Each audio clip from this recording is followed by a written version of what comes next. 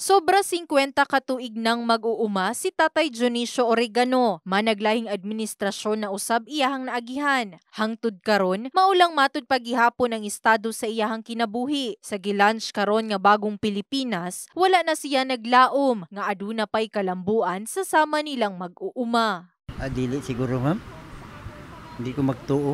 Ang ayuda nga ginahatag nila, ginapili daw. Murag ginapili lang, hindi man tanan-tanan. Murag wala na jud ko nana. Klaro kay murag maulang Japon kay ang pagabot sa harvest ang presyo bagsak. Dapat kami yung mga farmers ang prioridad.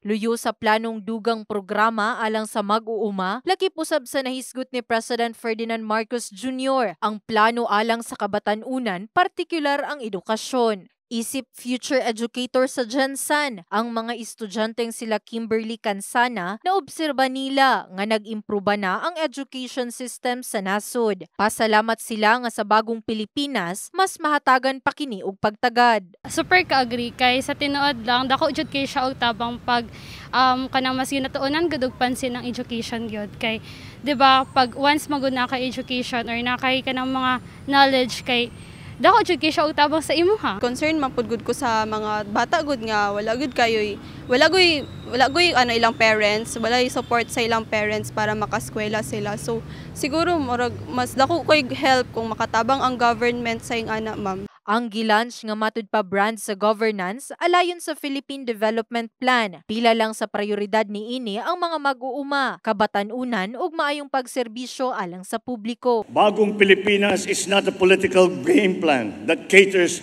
to a privileged few. It is a master plan for genuine development, the benefits of all our people. Bagong Pilipinas serves no narrow political interests. It serves the people. Bagong Pilipinas is not a new partisan coalition in disguise. It is a set of ideals that all us Filipinos, regardless of political creed or religion or wealth, can coalesce around. Tumong matud pa sa bagong Pilipinas ang pagtransforma sa ekonomiya, governance ug uban pa. In the heart of changing lives. Kini si Brigada Liza Labajo sa Brigada News Jansan. Brigada News.